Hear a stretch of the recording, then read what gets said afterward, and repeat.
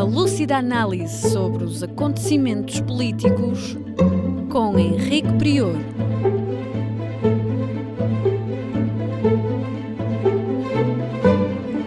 Política Impura, na Rádio Transforma. Sejam bem-vindos a mais um Política Impura na Rádio Transforma e na Revista em Comunidade. Peço-lhes para partilharem o programa, colocarem gosto e, sobretudo, subscreverem o canal da Rádio Transforma, que é muito importante para este projeto de cultura e liberdade sem fins lucrativos. Finalmente, peço-lhes que enviem comentários para suscitarem a troca de ideias e a colaboração de todos para que este canal atinja os seus objetivos.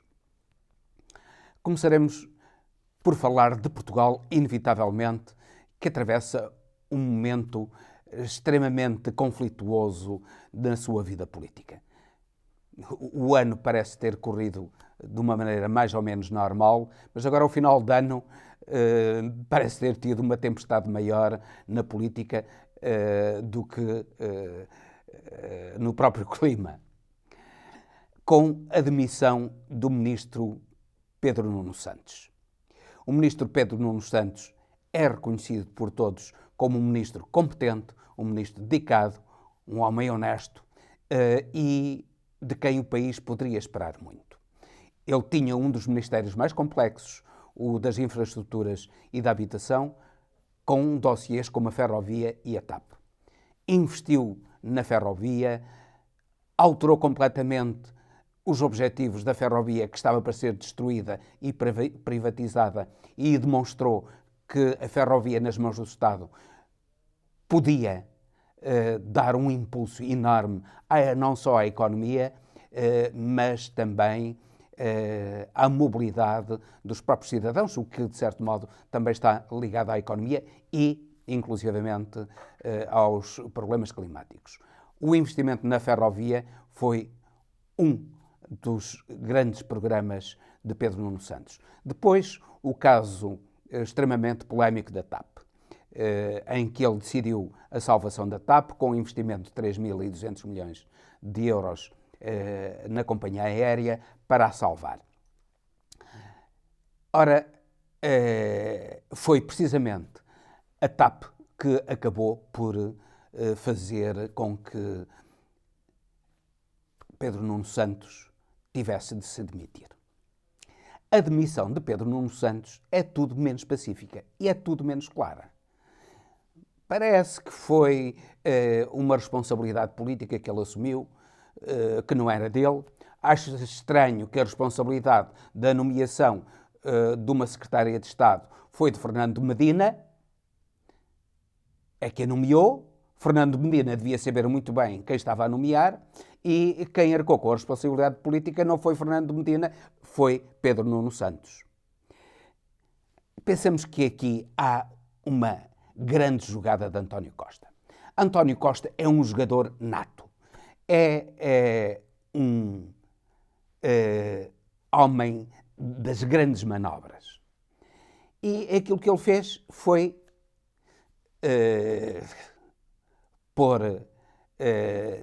ou querer pôr na prateleira e querer pôr fora da luta para lhe suceder Pedro Nuno Santos, favorecendo o seu Delfim, que é o Fernando Medina.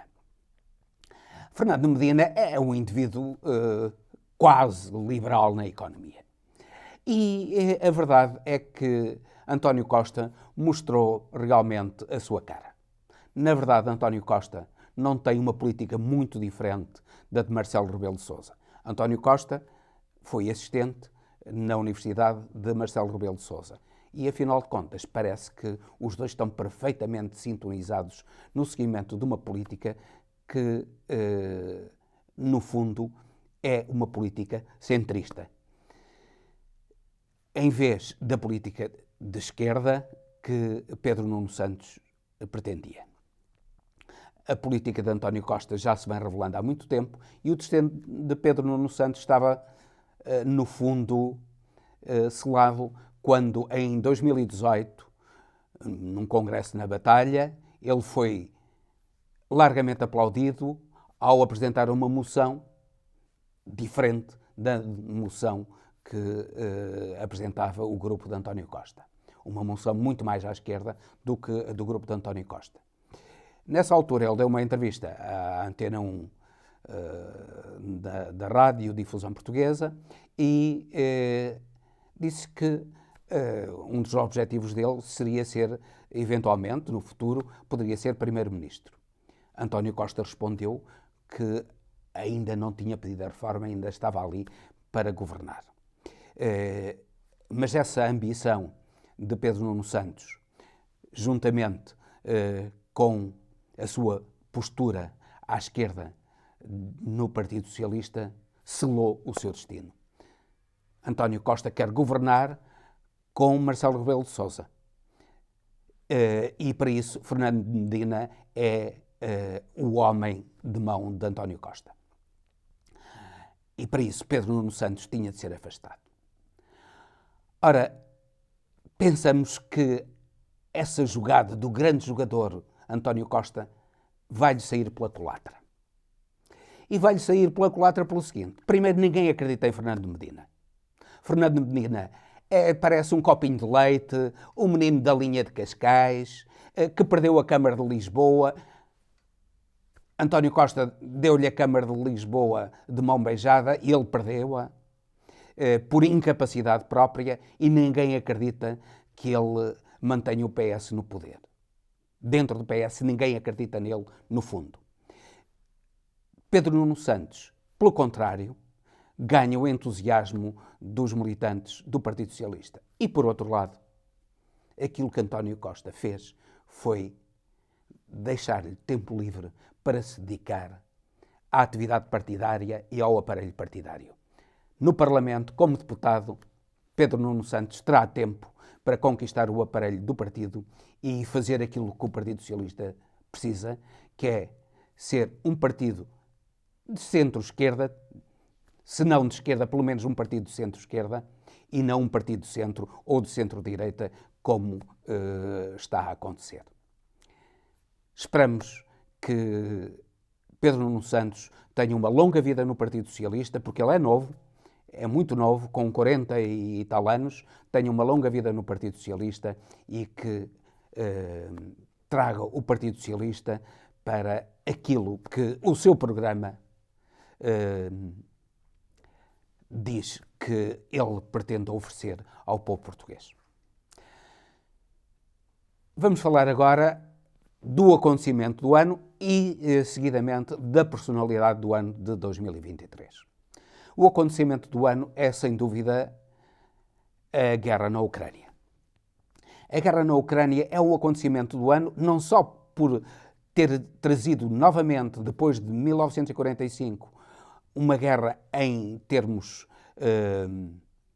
extremamente alargados e envolvendo um conjunto de potências bastante alargado, embora já tenha havido antes a questão do desmembramento da Sérvia e, nomeadamente, da aniquilação da Jugoslávia e, portanto, dos ataques à Sérvia perpetrados pela NATO, de uma maneira criminosa. Fala-se agora dos bombardeamentos na Ucrânia.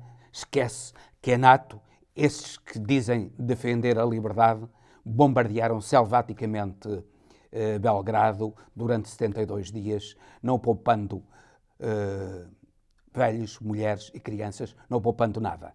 E sem terem grande preocupação. Como agora os russos também não têm grande preocupação em Kiev. Se calhar têm mais preocupação em preservar as populações das bombas do que a NATO teve em Belgrado. E, sobretudo, do que os americanos tiveram nessa farsa terrível que foi o Iraque, em que destruíram tudo. O povo ucraniano é que está a sofrer. A Europa é que está a sofrer. E isto tudo por uma estupidez europeia que não percebe que a Rússia é europeia. E aquilo que a política americana está a fazer é criar uma nova Guerra Fria, criando novos confrontos.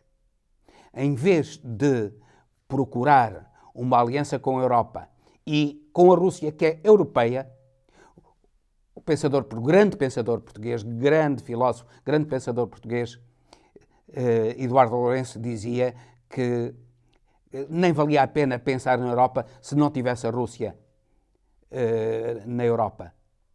Ele percebia perfeitamente que a Rússia tem uma cultura europeia, tem uma mentalidade europeia e devia estar ligada à Europa. A Rússia pediu, inclusivamente, para pertencer à União Europeia. A Rússia quis, inclusivamente, uma cooperação com a NATO. Tudo isso lhe foi negado. E aquilo que a liderança americana fez e as lideranças europeias fizeram, subservientes à liderança americana, foi empurrar a Rússia para os braços da China e fazer com que o mundo fosse mais bipolar, fosse mais agressivo e que aparecesse agora, no século XXI, uma nova Guerra Fria que nós pensávamos que tinha acabado em finais do século XX. É a cegueira total dos líderes europeus e a cegueira total dos líderes americanos, completamente submetidos aos interesses da máquina e da indústria de guerra americana e da indústria petrolífera americana para exportar o petróleo e os seus derivados para a Europa, em lugar de ser a Rússia a fazê-lo, e também da finança americana, financiarizando a economia em vez de investirem na produção. É este o acontecimento do ano que está a causar e vai causar ainda mais sofrimento ao povo ucraniano, mais mortes, mais destruição, mais, sobretudo, mais imigração, mais fugas à tragédia da guerra por parte da população ucraniana para o Ocidente. Vamos falar agora da personalidade do ano. A personalidade do ano, os meios de comunicação portugueses e mundiais de modo geral, ocidentais, têm indicado a personalidade do ano como Zelensky. Não é a personalidade do ano. Seria a personalidade do ano se tivesse a coragem de negociar. Mas ele não teve a coragem de negociar. Ele apenas serviu os interesses americanos e aceitou levar a cabo uma guerra de destruição da Ucrânia. Isso não de retirar as culpas à Rússia, mas também não deixa de que lhe sejam atribuídas culpas por esta guerra trágica que está a acontecer. E por isso não é Zelensky a figura do ano. A figura do ano é Lula da Silva. Lula da Silva conquistou, contra uma máquina infernal, conquistou a presidência do Brasil. No próximo domingo, ele será presidente do Brasil. Contra todos os golpes, contra todas as manipulações, contra todas as mentiras, contra tudo aquilo que há de pior no Brasil, ele conseguiu ascender à presidência. Lula é um grande lutador. Lula parecia estar acabado. Até devido à sua idade, parecia estar acabado. Mas ele mostrou que é capaz de renascer das cinzas e é capaz de ser a grande esperança do Brasil que parece renascer agora em 2023. Esperamos que assim seja e que todas as esperanças depositadas em Lula da Silva se cumpram. E com isto termino, despedindo-me com amizade até ao próximo Política Impura, pedindo-lhes novamente que partilhem o programa, que coloquem gosto, que subscrevam o canal da Rádio Transforma. Como lhes digo, é muito importante para este projeto de cultura e liberdade sem fins lucrativos e, finalmente, que enviem os vossos comentários para que a troca de ideias sirva estes novos objetivos de cultura e liberdade.